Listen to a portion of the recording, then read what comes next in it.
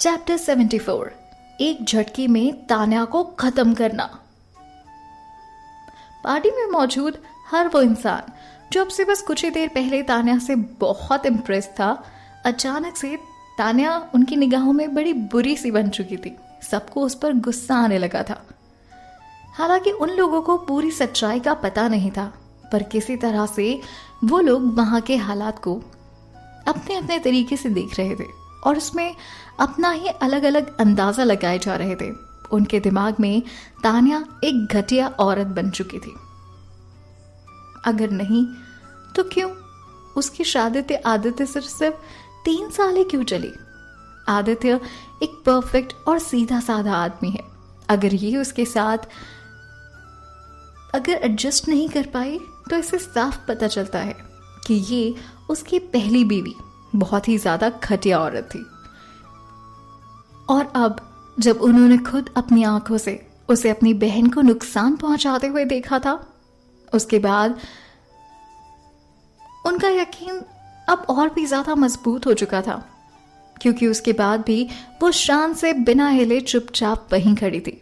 तो उनके लिए तान्या एक अच्छी औरत है, ये मानना बहुत ही मुश्किल हो चुका था।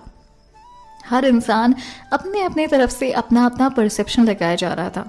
वहां पर खड़ा कोई भी इंसान नहीं जानता था कि तान्या जो इतनी घमंडी दिख रही थी, वो सिर्फ उन दोनों की इतनी अच्छी एक्टिंग को देख रही थी।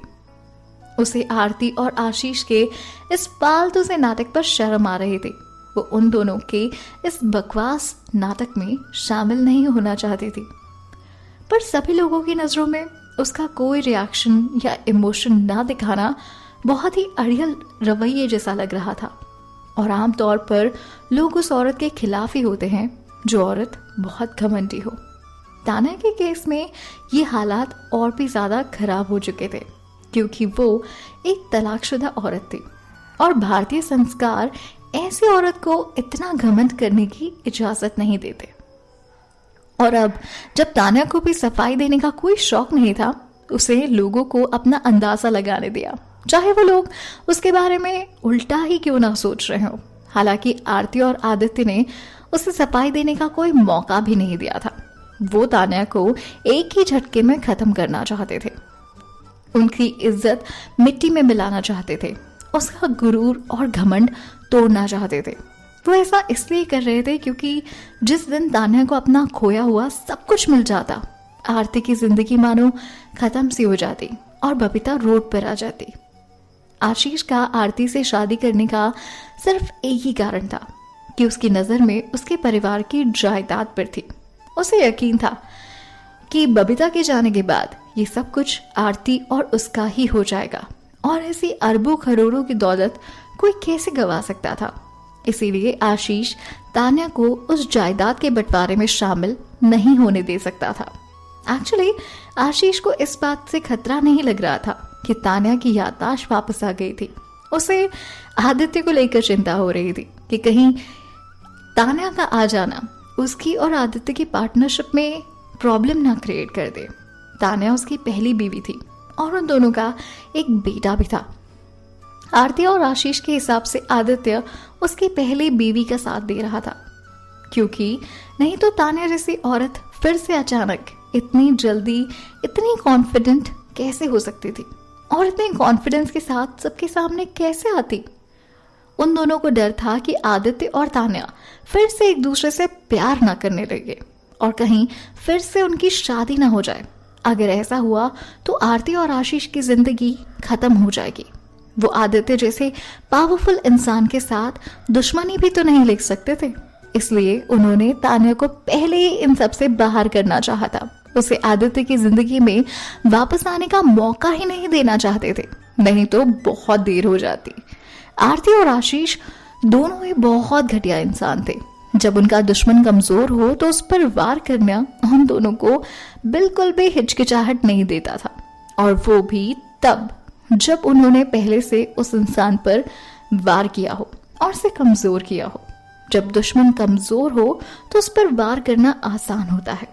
ये ऐसा इसलिए था क्योंकि दोनों ही तान्या को फंसाना चाहते थे। आशीष तान्या पर इतना चिल्ला रहा था कि उसके बीच में किसी को भी बोलने की हिम्मत ही नहीं थी। कोई भी आशीष को टोकना नहीं चाहता था। उस हालात में चल रही इन सारी बातों को पूरा पार्टी हॉल चुपचाप खड़ा देख रहा था। दूसरी ओर तान्या वहां अकेली खड़ी थी। हालांकि उसके एक्सप्रेशंस चेंज नहीं हो रहे थे। उसके चेहरे पर ना कोई डर था, ना कोई बेचैनी। वो बस एक स्टैचू की तरह चुपचाप वहीं खड़ी थी। जब आरती वहां अपना बच्चा खो रही थी, वो तब भी बेअसर वहीं खड़ी रही। कितनी पत्थर दिल औरत थी वो। आरती, तुम चिंता मत करो। अगर तुम्हें कुछ भी हुआ तो मैं इसे छोड़ूंगा नहीं। जिसने भी तुम्हें नुकसान पहुंचाने की कोशिश की है, मैं उसकी जिंदगी नर्क बना दूंगा। आशीष ने बस इतना बोलकर एक अच्छे हस्बैंड की तरह उसे अपने गले से लगा लिया। जहां लोगों की भीड़ उनके इस प्यार को देखकर मुस्कुरा रही थी, वहीं तान्या की तरफ उनका बढ़ता हुआ गुस्सा साफ नजर आ रहा था। तभी अचानक भीड़ में से एक आवाज आई, तो ये दोनों बहनें हैं। तुम कितनी गिरी हुई औरत हो जो अपनी ही बहन को इस तरह नुकसान पहुंचाना चाहती हो। जरूर ये आरती से बेहद जल्दी होगी।